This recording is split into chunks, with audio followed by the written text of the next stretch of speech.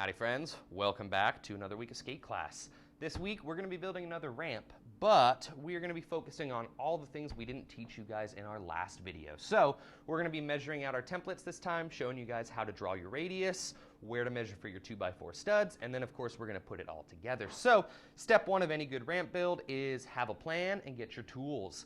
I've gone ahead and pre-cut most of our stuff for this week to speed up the video for you, but just to show you the tools we're going to need today, we've got some power drills. I've got our options with our small bits. That is going to be for punching holes in our metal coping.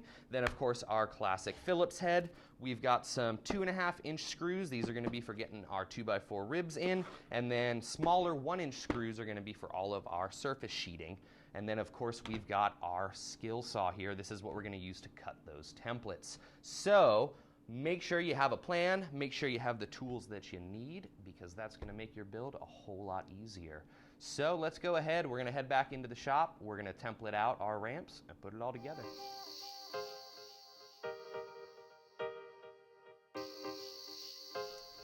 Launch ramps are an incredibly fun ramp to skate, and because of their relatively small size, they're a perfect at-home companion ramp. So we've got a launch ramp that was designed and built by our friend and master builder, Ryan Spence. We're going to be using the basic dimensions of this, but we're going to mix it up a little bit today. We're going to get rid of the flat top up here. We're going to use some angle iron along the lip, but more or less, this is what we're shooting for. So step one for any good ramp build, if you remember our basic recipe, we're going to need templates, ribs, and skin. Those are our three main components to make almost any ramp. We're going to start off today with our templates. So I've gone ahead and got us a sheet of 3/4-inch plywood. We want to make sure that we don't use flimsy thin plywood for our templates because they are going to support a good amount of the weight of our ramp and our rider. So make sure you've got good thick templates, and then of course we're going to use those thinner plies to sheet it because we want them to bend. So let's take a look at this little jig we've got set up here on our 3/4-inch plywood. So step one for getting a template, you want to figure out how big your ramp is going to be. Since we're building about a 16-inch launch ramp, we're going to use about a 5-foot radius. The shorter your radius, the tighter and steeper your ramp is going to be. So keep that in mind when you're building smaller stuff. You don't want it to launch you too steeply into the air. So again, a bigger radius is going to make a smoother, mellower ramp. Again, we're going to do 5 feet today. So what we've done is I've got a long 2x4 stud here with a screw dropped in at 5 feet. So to anchor our tape measure to our 5-foot marker, we're going to just use this little notch here, and we're going to put the head of the screw right in that notch, and it's going to be able to pivot freely, but it's going to keep us locked off at that 5 foot. So we want the bottom edge of our launch ramp to sit about 1 inch off of the ground, and that's going to give us the additional space to bolt our metal sheet on. So what I've done here is I've lined up our 5-foot hole with a 1-inch mark at the bottom. What we're going to do is, again, drop our pen in our little cheater hole here at 5 feet, and we're going to just let it follow all the way up.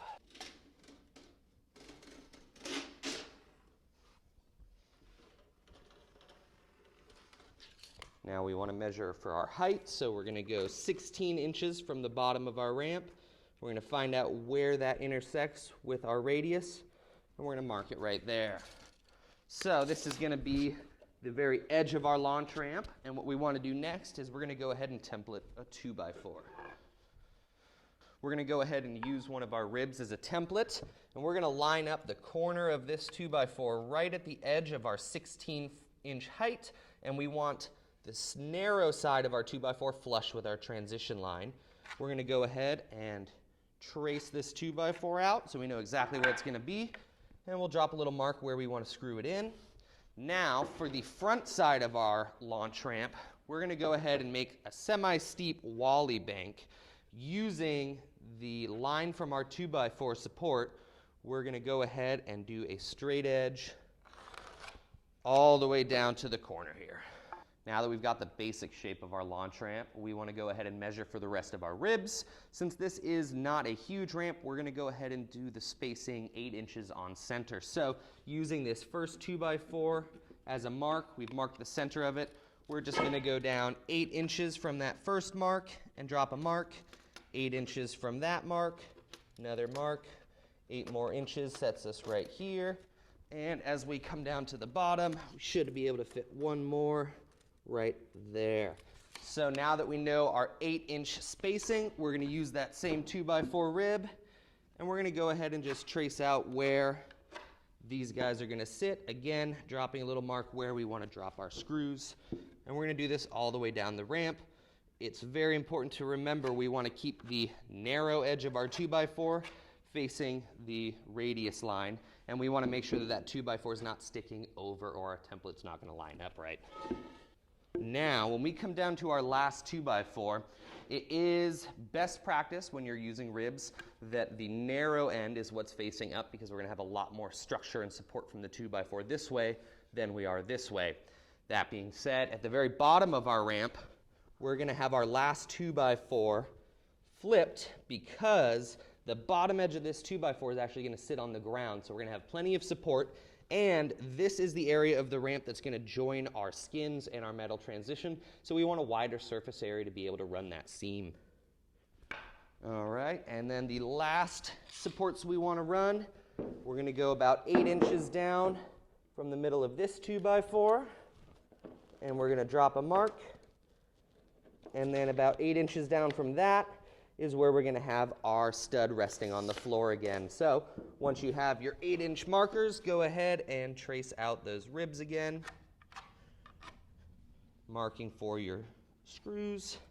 And then again, this bottom 2x4, we want it to have plenty of support, so we're going to mark it horizontal down here at the bottom. Now that we've got our template all laid out, it's time to cut it. So we're going to use our circular saw to go ahead and cut that radius and the front wally. But instead of hanging our material off of the edge of a workbench, we've picked up a wonderful little trick from our friend, again, Ryan Spence. We're going to use some relatively cheap foam insulation. We're going to lay this down flat, and this way we'll be able to have full, even pressure on our plywood. And our saw is going to run right through that foam, and it's one of the easiest ways to cut large sections of plywood. If you have the opportunity, I highly recommend using it.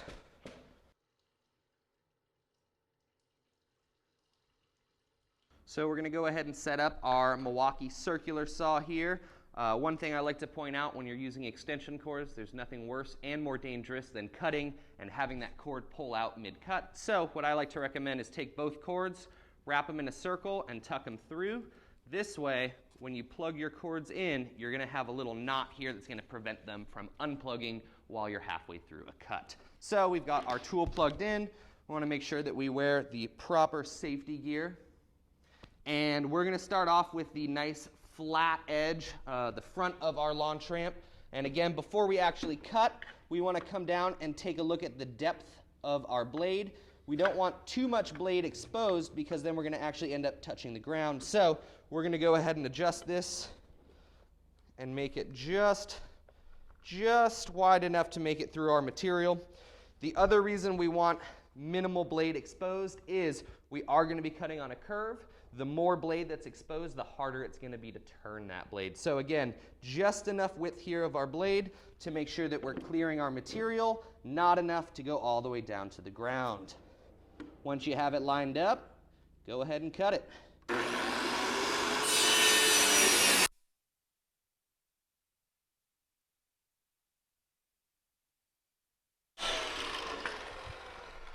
So we've gone ahead and we've got the front end of our template cut. Now we're going to go ahead and get our radius.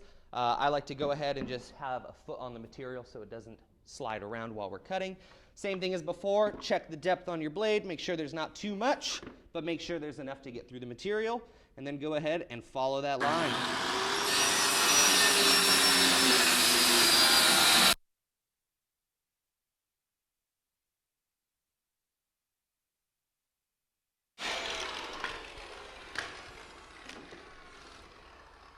And now we've got one of the two templates we need for our launch ramp. So now that we've got our first template, we want the second one to be identical. So what we're going to do is use this as a template, and we're going to pick a spot in our plywood where we can save as much of the usable material as possible. We do not like waste. And we're going to line this up, making sure our bottom edge is flush all the way down. Again, if these two ramps are not identical, you're going to end up with sort of a wonky launch ramp. We want this to be able to sit flat.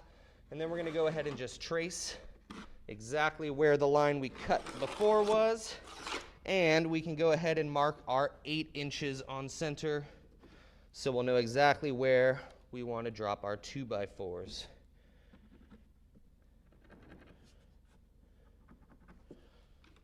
Okay, now that that one's traced out, all we got to do is cut it.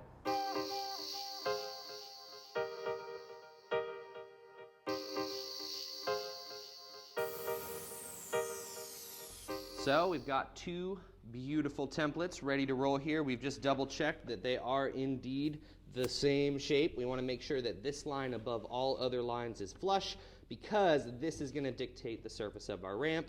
If they are offset, it's not going to sit flat. You're going to get ripples. It's not going to come together nice. So always double check that both of your templates are matched up nice and flush. And now what we can do is, using those marks we made earlier, we're going to go ahead and attach the ribs. We're building a 30-inch launch ramp from end to end.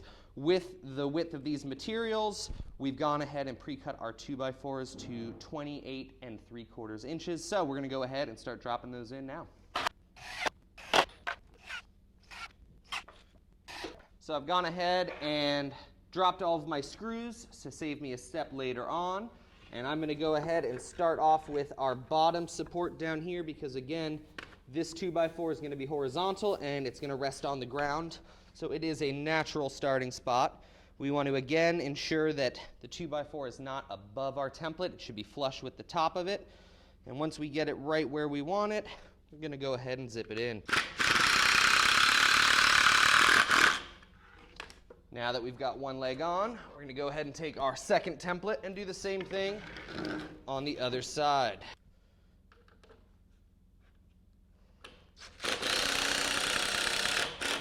All right, and our ramp is starting to look like a ramp. Now all we have to do is run our ribs the rest of the way up. I'm going to go ahead and sink one in this back corner before I run the rest of them, just to make sure that our structure is solid and not wiggling around on us.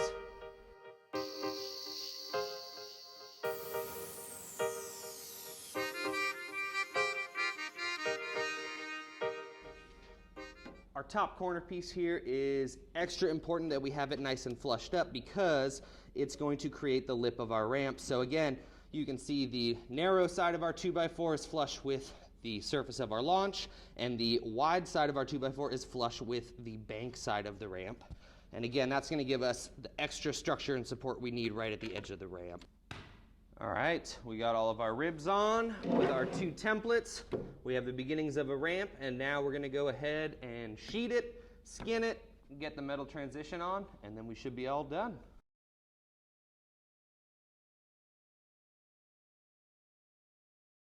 Just a reminder, even though this is a smaller ramp, we're still going to want to double up on our thin layers of plywood to make sure that we don't run the risk of punching a hole or having weak spots in the ramp.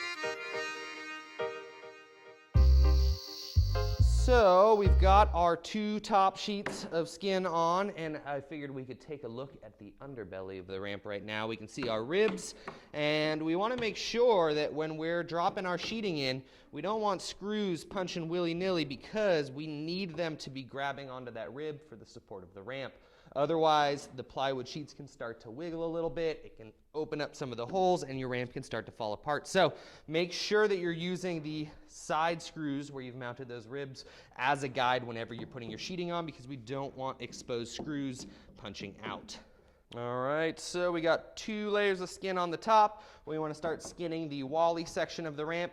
And so what I'm going to do here, just to make sure that we've got a proper fit, is we're going to lay down our piece of plywood, and I'm actually going to just trace right where the edge of the ramp is, because we want that corner nice and flush. Now I've got a perfect little line. I'm going to go ahead and rip that with the skill saw, and then we'll be able to tack it on.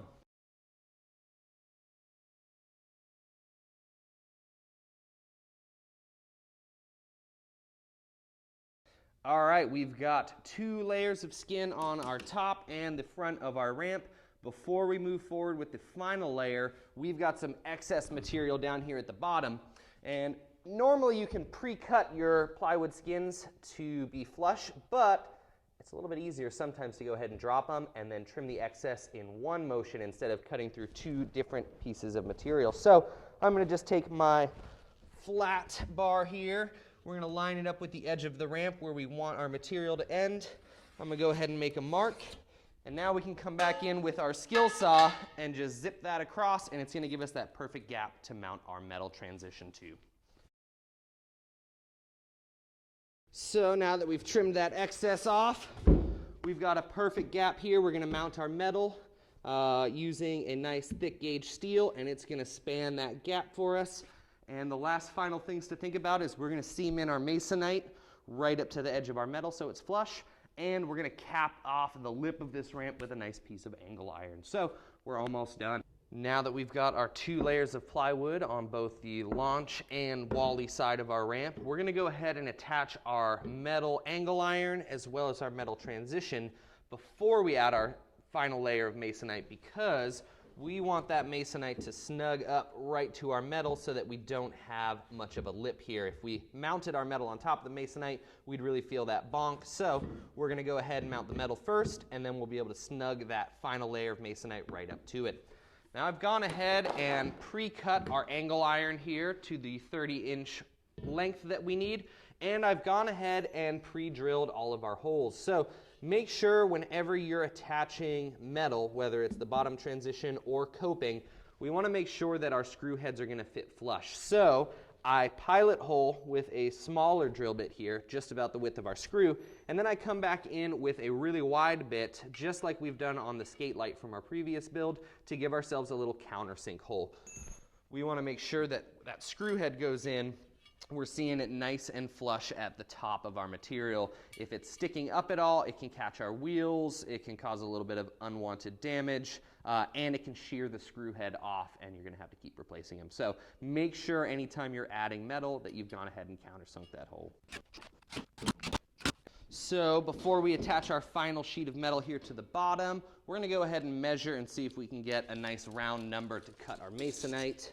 It's going to make measuring and trimming a lot easier. So we're down here showing about 34 inches. So I've pre-cut that masonite 30 inches wide. I just need to go ahead and measure out and cut it into a 34-inch section, and we'll be able to fit it right in between these two pieces.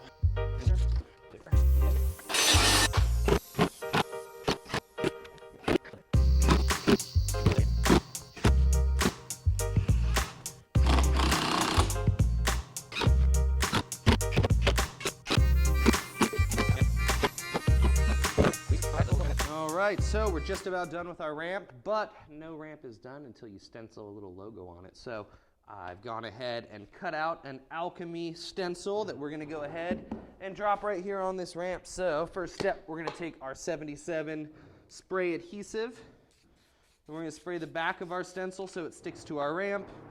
Don't want to use a lot of it. We're not trying to glue it on there permanently. We just want it on there temporarily. And we'll line it up where it looks nice and centered. Push it down, wipe away any excess, and we're going to do the same thing here with our insert. Give it a little bit of glue, and we're going to come and line that thing up here.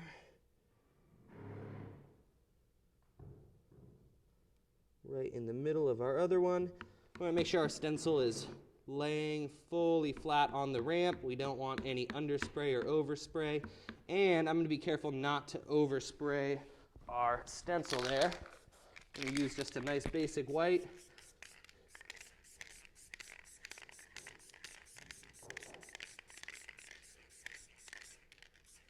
And we don't want to use too much paint. We don't want it to drip. We don't want it to run. And then we're going to go ahead and peel our stencil layer off. And we've got a nice little alchemy launch ramp. So before we officially call this build a wrap, we're going to go ahead and add a couple notches down here under the ramp. It's going to make it a lot easier to pick up and carry. So I've gone ahead and grabbed my jigsaw. We're going to flip this guy up on its side. And again, we're going to put just a nice smooth arc right here on the side of our template that we can get our hand under. It's going to make this thing a whole lot easier to move. So let's go ahead and chop out side one. All right, perfect little handhole here. We can go ahead and sand the edges so you don't get any splinters when you pick it up. And we're gonna take the piece we just cut out and use this as a template for the other side. Yeah.